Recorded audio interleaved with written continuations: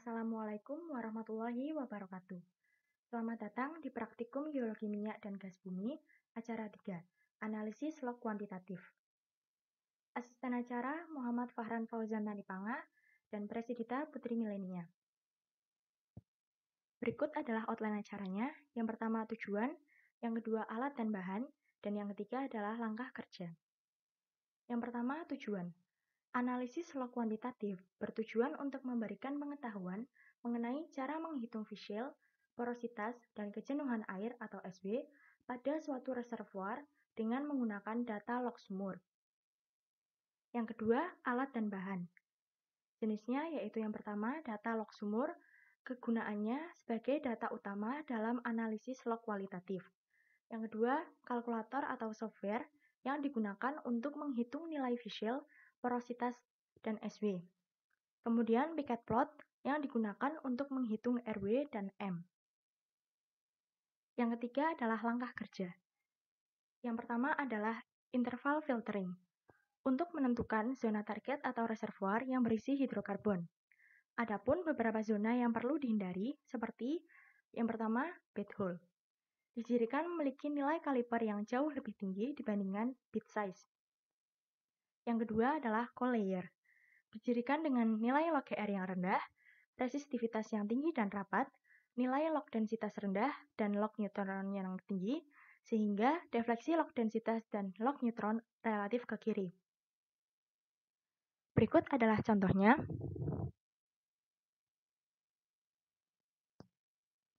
Dalam set-well 1, terlihat kotakan yang berwarna merah yang berisi coal yang harus dihindari dalam target identifikasi hidrokarbon. Dalam set-well 1 ini, terlihat coal memiliki nilai log GR yang rendah. Kemudian, nilai resistivitas yang tinggi dan rapat. Kemudian, nilai log densitas yang rendah dan nilai log neutron yang tinggi, sehingga defleksi log densitas dan log neutron yang relatif ke kiri. Kemudian, daerah yang dapat menjadi target identifikasi hidrokarbon yaitu daerah yang berkotak hijau.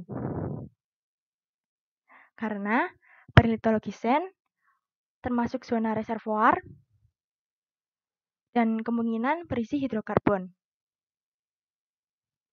Kemudian yang kedua adalah perhitungan volume shale atau V-shale. Perhitungan V-shale didapatkan dari data log gamma ray dengan rumus seperti berikut. V-shale sama dengan GR dikurangi GR clean per GR shale dikurangi GR clean.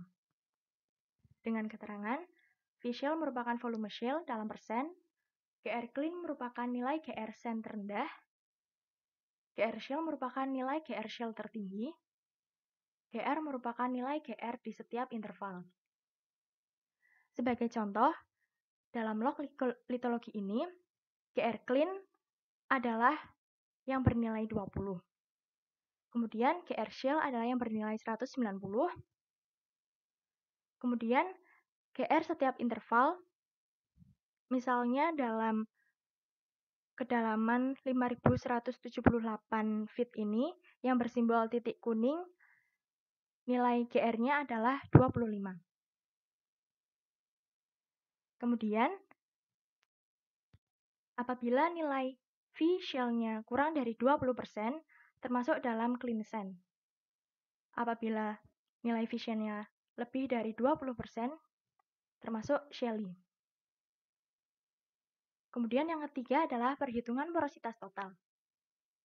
Porositas merupakan perbandingan antara volume rongga pori dengan volume total batuan.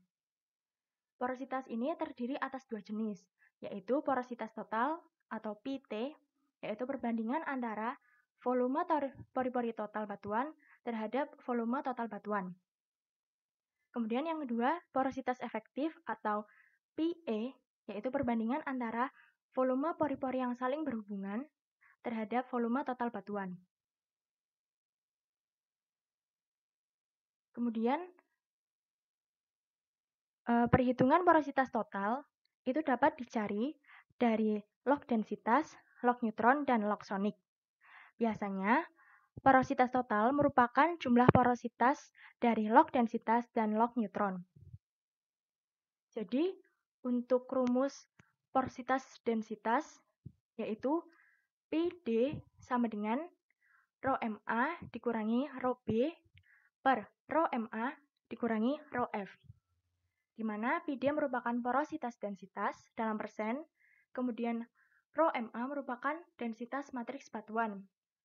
Dalam hal ini, apabila matriks batuannya adalah sandstone, maka densitas matriks batuannya adalah 2,65 gram per cc.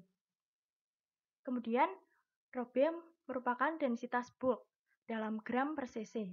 Nilainya dibaca dari log densitas. Kemudian, rho F merupakan densitas fluida yang bernilai 0,65 gram per cc untuk gas, 0,81 gram per cc untuk minyak, dan 1 gram per cc untuk air. Kemudian untuk rumus porositas neutron, yaitu Pn sama dengan 1,02 kali NV plus 0,0425. Pn merupakan porositas neutron. NV merupakan porositas yang terbaca di log neutron. Sehingga rumus porositas total untuk lapisan yang mengandung minyak merupakan Pt sama dengan porositas densitas ditambah porositas neutron per 2. Pt atau porositas total sama dengan akar dari Pi D kuadrat plus Pn kuadrat per 2. Hal ini digunakan untuk lapisan yang mengandung gas. Kemudian langkah keempat yaitu melakukan perhitungan porositas efektif. Untuk menentukan porositas efektif pada reservoir, nilai kandungan shell harus dikoreksi terlebih dahulu. Pada bagian pertama yaitu menentukan porositas terkoreksi dari log densitas. Adapun perhitungannya adalah seperti berikut. Nilai porositas densitas terkoreksi sama dengan nilai porositas pada log densitas dikurangi V shell dikalikan dengan porositas log densitas pada litologi shell terdekat. Kemudian menentukan porositas terkoreksi dari log neutron. Adapun rumusannya adalah seperti berikut. Nilai porositas neutron terkoreksi sama dengan nilai porositas dari log neutron dikurangi V shell dikalikan porositas neutron pada litologi shell terdekat. Kemudian berdasarkan perhitungan porositas terkoreksi dari log densitas maupun log neutron tersebut, maka dapat diketahui nilai porositas efektif untuk lapisan yang mengandung minyak dan untuk lapisan yang mengandung gas. Langkah kelima yaitu menentukan nilai A, M, N, dan RW atau water resistivity. Nilai A, M, N, dan RW digunakan untuk menentukan nilai SW atau water saturation. Nilai M merupakan gradien tren garis pada Piquet plot. Nilainya dapat diketahui melalui rumusan seperti berikut, yaitu total panjang sisi X dibandingkan total panjang sisi Y. Nilai N dalam praktikum ini ditetapkan yaitu 2, sedangkan nilai A ditetapkan dalam praktikum ini yaitu 1. Untuk mencari nilai RW dapat diketahui salah satunya menggunakan Piquet plot seperti pada gambar di samping. Adapun beberapa cara untuk menentukan RW atau water resistivity adalah sebagai berikut. Cara yang pertama yaitu berdasarkan well testing melalui data sampel air. Kemudian cara yang kedua melalui RW rasio. Cara yang ketiga melalui pengukuran dari plot porositas resistivitas atau menggunakan Piquet plot. Cara yang keempat yaitu pengukuran dari log SP, dan cara yang kelima yaitu pendekatan RW apparent. Dalam praktikum kali ini, cara yang digunakan adalah cara ketiga, yaitu pengukuran dari cross plot porositas resistivitas atau menggunakan Piquet plot. Adapun cara penggunaan Piquet plot adalah sebagai berikut. Yang pertama, Piquet plot merupakan representasi metode Archi dalam bentuk kurva. Perhitungan dilakukan pada water bearing zone, sehingga nilai saturation water atau SW sama dengan 1. Kemudian, untuk plot nilai resistivitas dan porositas, nilai resistivitas yang digunakan ialah nilai LLD atau lateral log dip dari data log resistivitas, serta nilai porositas yang digunakan ialah nilai porositas efektif. Nilai RW merupakan perpanjangan dari tren data porositas dan resistivitas, sedangkan nilai M merupakan gradien dari tren tersebut. Langkah yang keenam yaitu menghitung nilai SW atau water saturation.